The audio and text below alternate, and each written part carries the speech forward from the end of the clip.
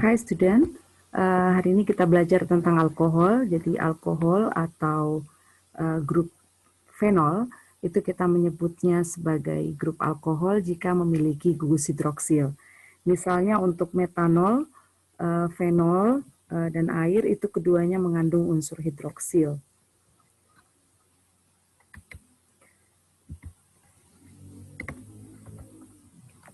Fenol banyak terdapat di dalam rempah-rempah seperti zat aktifnya diantaranya yaitu isogenol, timol, eugenol, dan vanilin. Sedangkan dalam ilmu farmasi, fenol itu digunakan sebagai antiseptik dan disinfektan. Perbedaan antara antiseptik dan disinfektan ialah antiseptik biasanya digunakan pada jaringan hidup, yaitu pada tubuh manusia, sedangkan disinfektan digunakan pada khusus untuk benda-benda mati. Jadi misalnya antiseptik kita menggunakan pencegah dari kuman atau bakteri ada pada kulit tubuh kita, sehingga kita menggunakan sabun antiseptik misalnya, atau kita menggunakan hand sanitizer yang bisa berfungsi sebagai antiseptik. Tentu saja sabun maupun hand sanitizer itu banyak mengandung alkohol, sebab alkohol dapat membunuh virus, bahkan membunuh bakteri itu jika kandungan alkoholnya sampai 70%. Bahkan melebihi 70%. Sedangkan desinfektan itu kita gunakan pada benda-benda mati, misalnya untuk mengepel lantai, kemudian kita menggunakan bahan-bahan yang mengandung alkohol.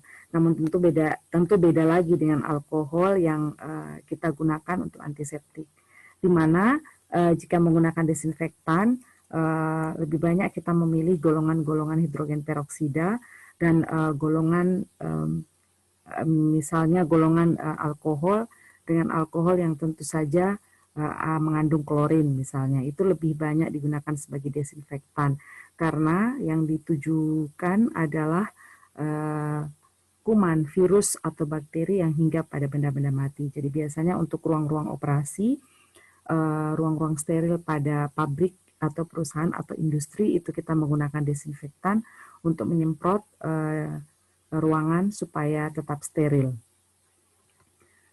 Contoh gambar di bawah ini yaitu fenol, resorsinol, dan 4-heksil resorsinol adalah fenol yang biasa digunakan dalam bidang kesehatan atau ilmu farmasi. Sedangkan ether, jadi kita pindah langsung ke ether. Ether itu adalah oksigen dengan 2 karbon yang terattach atau terlampir. Jadi kalau kita bedakan antara dimethyl ether, ethyl methyl ether, dan methyl phenyl ether, tentu dilihat dari attachment yang ada pada gugus ether. Nah ini karena ada 2 gugus metil yang dihubungkan oleh jembatan oksigen, maka itu kita menyebutnya sebagai dimethyl ether. Lalu untuk CH2, CH3 dengan bersambung dengan O dan CH3 ini kita menyebutnya etil dulu, jadi C2H5 ini adalah etil, kemudian etil metil ether. Lalu untuk gugus benzen aromatis dengan attachment OCH3 itu kita menyebutnya metil phenyl ether.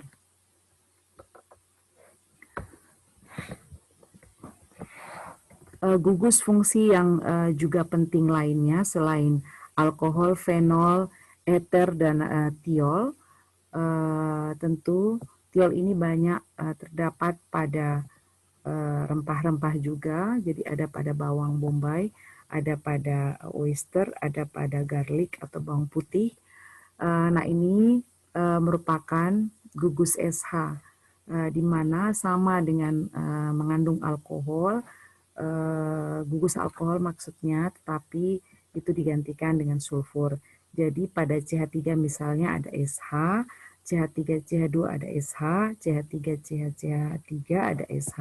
Jadi SH ini sama dengan OH ya, tapi ia tidak memiliki oksigen. Jadi langsung oksigennya itu digantikan oleh sulfur. Tiol ini berbau sangat tajam dan kadang-kadang jika ada pada bawang itu menimbulkan bau yang sangat khas. Untuk klasifikasi, jadi untuk klasifikasi alkohol secara umum ada yang namanya klasifikasi primer, secondary, dan tersier. Tentu ada perbedaan di antara ketiganya. Untuk primer itu berarti hanya memiliki satu grup CH3 yang terattach pada gugus alkohol. Sedangkan untuk secondary ada dua gugus CH3, sedangkan untuk tertiary atau tertier ada tiga CH3 yang terattach pada OH, COH. Mengapa ada klasifikasi seperti ini? Ya, ini tentu saja untuk membedakan posisi-posisi grup di dalam pembentukan atau pada saat kita membuat kandidat obat. Karena kadang-kadang pada saat melakukan proses sintesis, kita harus mengetahui sifat-sifat dari alkohol tersebut. Jika ia termasuk dalam primer alkohol, tentu ada zat penambah atau pelarut yang bisa kita tambahkan untuk mempercepat reaksi. Beda lagi jika ia adalah secondary dan beda lagi jika ia adalah tersier. Karena semakin banyak rantai karbon yang terattach pada senyawa tersebut, maka tentu saja sifat dari senyawa tersebut menjadi lebih nonpolar. Sehingga tentu kelarutannya juga kita bisa lihat pada pelarut mana senyawa-senyawa tersebut mudah larut.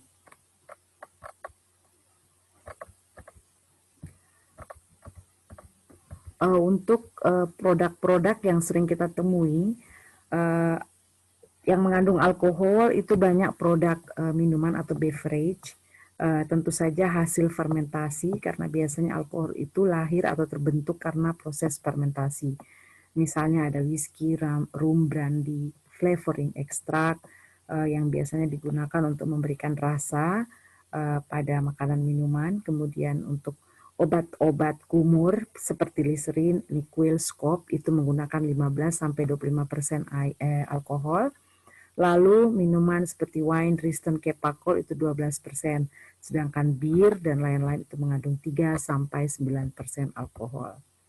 Nah, apa sih bedanya antara alkohol dengan air? Mengapa alkohol atau gugus hidroksil itu dianggap sebagai leading group atau gugus yang mudah pergi? Jika kita bandingkan ikatannya atau hidrogen bonding yang ada, hidrogen bonding pada air itu sangat kuat dengan susunan yang terstruktur seperti yang ada pada gambar kiri.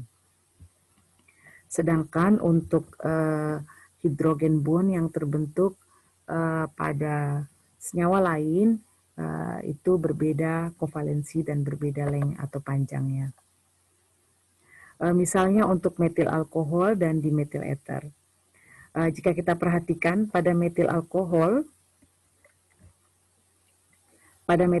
ini terbentuk sudut-sudut yang ada di antara panjang jembatan atau panjang bond yang menghubungkan satu unsur dengan unsur lainnya, di mana jarak-jarak ini atau jarak atom ini memperkuat ikatan dari masing-masing unsur-unsur, sehingga hidrogen bond yang ada pada senyawa metil alkohol itu menyebabkan senyawa ini jauh lebih mudah untuk menguap atau terasa dingin di tangan. Dibandingkan dengan dimetil ether, tidak ada hidrogen bond yang menyebabkan dimetil ether ini cukup sulit larut dalam air, kemudian juga tidak mudah menguap.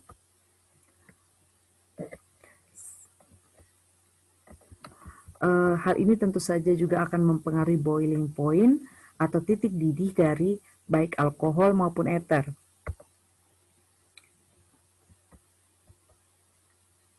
Alkohol itu biasanya mengandung elektronegatif 0 di dalam grup hidroksilnya. Sedangkan hidrogen akan membentuk molekul-molekul alkohol, di mana hidrogen bond atau ikatan hidrogen itu akan berkontribusi pada meningkatnya boiling point atau titik lebur dari alkohol dibandingkan alkana, dan ether pada jumlah massa yang sama. Nah, inilah pengaruh dari gugus hidroksil atau ikatan hidrogen yang ada pada gugus hidroksil, karena itu ternyata menyebabkan pelarut itu memiliki titik didih yang lebih tinggi.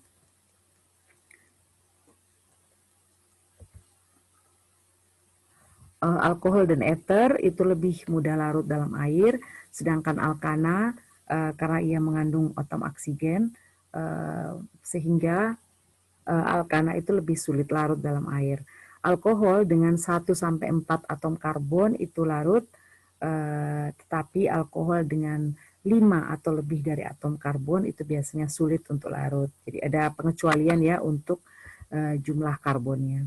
Nah, ini dari tabel ini kita bisa lihat solubility and boiling point dari beberapa jenis struktur-struktur yang tentu saja ada di sekitar kita. Misalnya metan, etan, metanol, propan, dimetil ether, etanol, butan, dan seterusnya. Dari sini bisa kita lihat bahwa misalnya untuk senyawa-senyawa yang mengandung gugus hidroksil, maka boiling point-nya itu lebih tinggi. Misalnya metanol memiliki boiling point 65 derajat Celcius. Sedangkan jika tidak memiliki metanol, misalnya metan, itu boiling point-nya minus 161 derajat. Sehingga akibatnya solubility atau kelarutannya dalam air itu sulit, sedangkan metanol itu mudah larut dalam air. Jadi semakin banyak jumlah dari gugus hidroksil, tentu dibatasi hanya sampai 4 atom karbon, maka pelarut senyawa tersebut akan mudah larut di dalam air dan sifatnya lebih polar dengan boiling point yang lebih tinggi. Titik didihnya jauh lebih tinggi dibandingkan dengan pelarut-pelarut atau senyawa yang lain. Baik, mari kita lihat sintesis atau pembentukan reaksi-reaksi pembentukan alkohol yang paling sering dilakukan oleh para kemis atau para saintis. Jadi untuk preparasi alkohol ada 3 yang biasanya kita lakukan.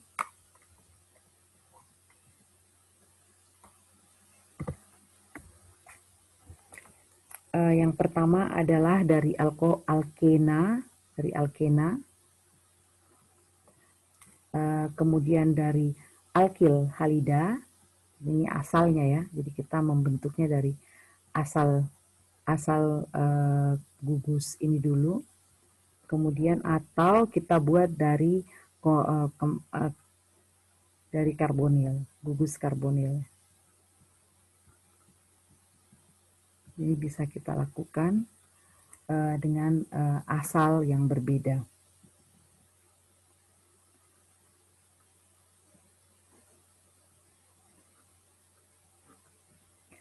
Contohnya misalnya untuk alkena,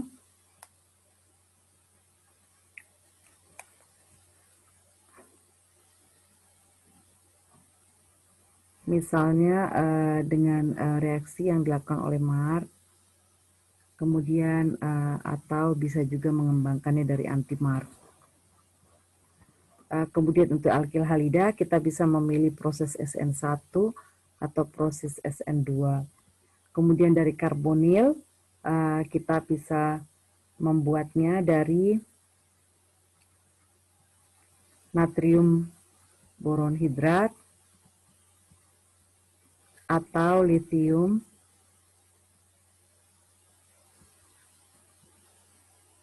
aluminium hidrat, atau bisa juga dengan memilih reaksi Grignard atau reagent Grignard.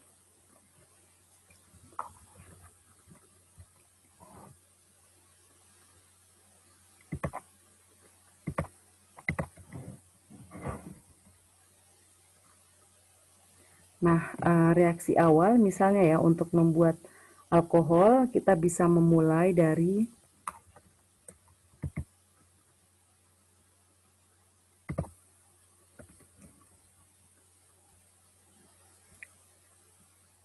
tentu saja gugus karbonil. Jadi kita mulai dari gugus karbonil misalnya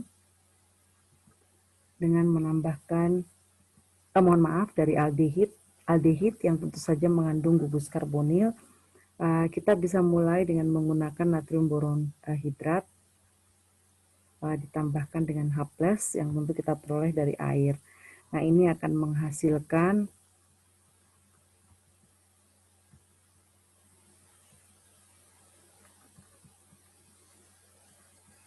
senyawa ini.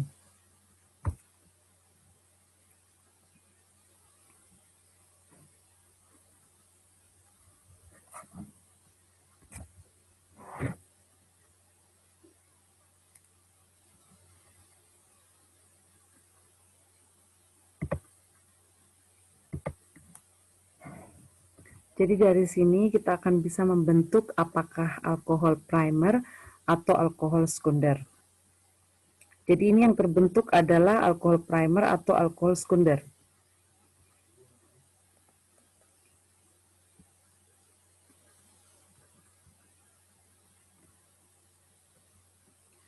Atau bisa juga kita mulai dari keton.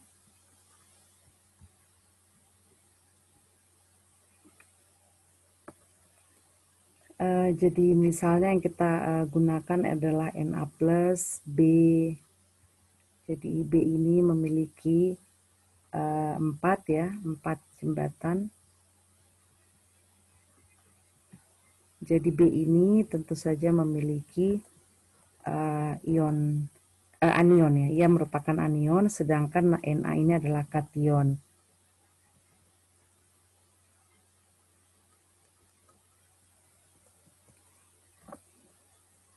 Jadi selalu ada perbedaan elektronegativitas di antara natrium dan boron. Dan tentu saja juga ada perbedaan antara C dan O. Ini elektronegativitasnya. Di mana O ini lebih elektronegatif dibandingkan dengan karbon. Sehingga otomatis pada saat ada penyerangan dari penambahan natrium boron hidrat, itu akan menyebabkan oksigen lebih mudah untuk keluar atau tersubstitusi dari gugus karbonil, oleh karena peran dari oksigen yang lebih elektronegatif dibandingkan yang lain. Sehingga pada saat terjadi penyerangan dari hidrogen, ini ya langsung ke sini, ini akan otomatis melakukan pengaturan dengan mensubstitusi gugus oksigen. Nah, ini akan terbentuk charge positif, charge negatif dan charge positif di daerah karbonnya.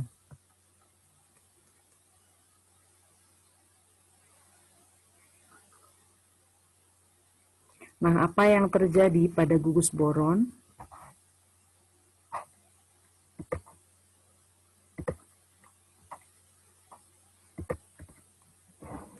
Apa yang terjadi pada gugus boron? Tentu tidak akan terjadi perubahan ya.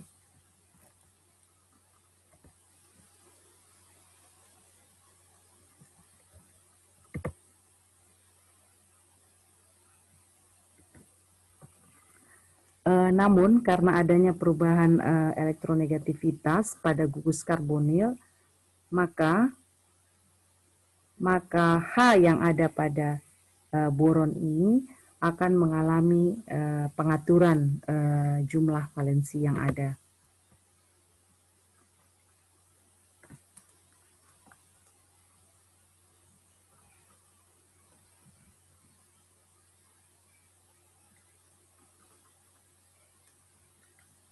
Olehnya H yang ada tadi, yang ada melakukan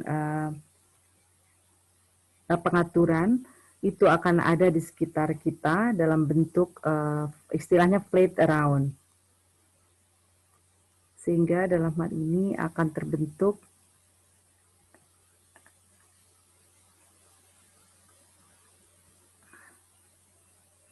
O dengan posisi valensi, dua pasang valensi ya, dua pasang valensi dengan reaction di sini, otomatis ini akan H, ada H. Nah, ini akan membentuk secondary alkohol.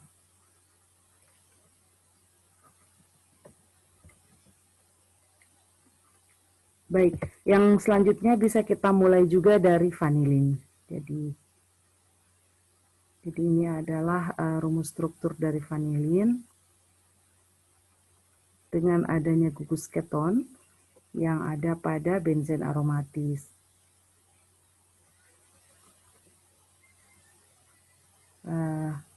Pada langkah pertama kita akan menambahkan natrium boron hidrat juga. Ini untuk membentuk alkohol ya. Kalau tadi kan ada alkohol primer dan ada alkohol sekunder. Nah, dalam hal ini kita juga masih menggunakan H+ yang berasal dari air.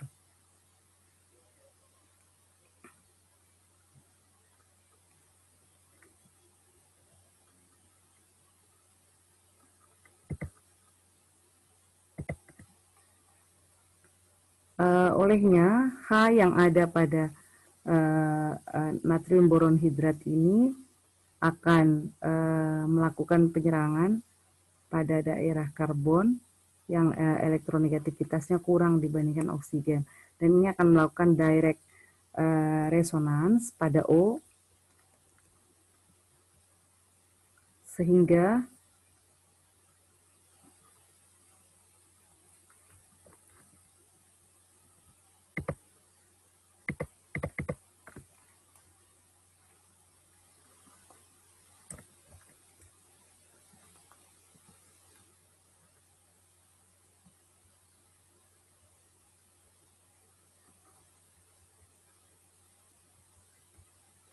dalam hal ini akan terbentuk 2H dengan O yang ada pada posisi valensi 3 pasang. Nah, ini akan menimbulkan suasana negatif.